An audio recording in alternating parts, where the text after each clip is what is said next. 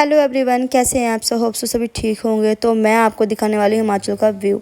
उस दिन इतनी बारिश नहीं हुई थी, लेकिन जब बारिश शुरू हुई ना, बड़ी बुरी हालत हुई। मैं आपको वो भी दिखाऊंगी आगे चल के। और ये दोनों बूजी के चमचे, जब भी ये अपनी बूजी घर आते हैं तो ये फ़ोन ले लेते हैं उनका। मैं तो फ़ोन बहुत कम देती हूँ, बहुत रेयर चांस होते हैं उनको फ़ोन दूँ, लेकिन ये एक फ़ोन पर ही लड़ने शुरू हुए थे। दिल तो करा यहीं पर इनको कूट दूँ, पर मैंने सोचा यहाँ बेइज्जती जाएगी, घर जाकर अच्छे तरीके से कूटूंगी। अच्छे मेहमान के घर पर आके ना बहुत ओवर स्मार्ट समझते अपने आप।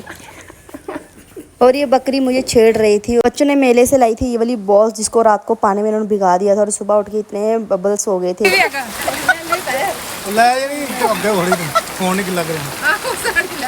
तो थोड़ी देर बाद बारिश हो गई थी, बहुत जोरों से बारिश शुरू हो गई थी। और ये लोग बोल रहे थे कि हमारे मतलब घर के पीछे खड्ड है, वहाँ सारे मतलब जो खड्ड थी सारी टूट चुकी है। बस वही खड्ड देखने के लिए सभी ऊपर आ गए थे और सभी अपनी अपनी छत पर चढ़े हुए थे देखने के लिए। तो हमें खड्ड टूटी नहीं थी, लेकिन उस खड्ड का सारा पानी ओवरफ्लो हो गया था। वो सारा पानी लोगों के खेतों में आ रहा था, लोगों के सारे खेत भर चुके थे। थोड़ी देर बाद न्यूज आ गई कि कठुआ में जो पुल है वो भी टूट चुका है और बमियाल वाली साइड आज से टूट चुकी है। मतलब घर में लाए हुए थे पकौड़े तो हमने खाए, बारिश रुकने का नाम नहीं ले रही थी, लेकिन हमने जाना था घर। और हमारे साथ जो खतरों का खिलाड़ी आया था वो बोलता मैंने अभी लेके जाना है, बस अभी लेके जाना था। और रास्ते का हाल आप लोग देखो, ये है चक्की पुल से पहले ही इनका जो रोड आता है, ये देखो, ये है देवभूमि जो हिमाचल थी, जिनको हमने बाय किया। और ये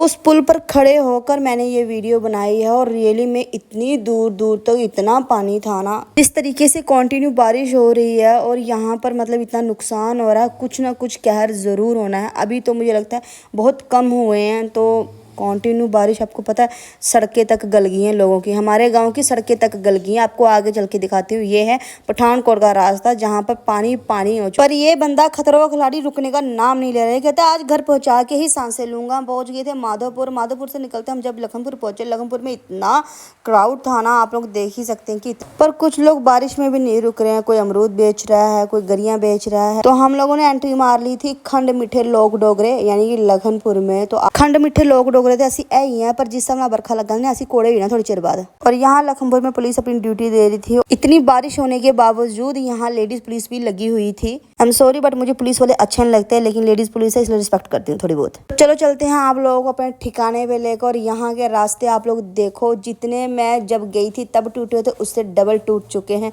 बड़ी मुश्किल से हमने अपना ये वाला रास्ता क्रॉस किया। और उसके आगे देखो, ये वो रास्ता था जो जाते टाइम आधा टूटा हुआ था और अब आधे से थोड़ा सा ज्यादा टूट चुका है। ऐसा क्यों? क्योंकि बारिश सच में बहुत ज़्यादा हुई थी। बड़ी मुश्किल से हम लोगों ने यहाँ से गाड़ी निकाली और हम लोग पहुँच गए घर। तो आज के ब्लॉग में बस इतना ही, मिलेंगे नेक्स्ट।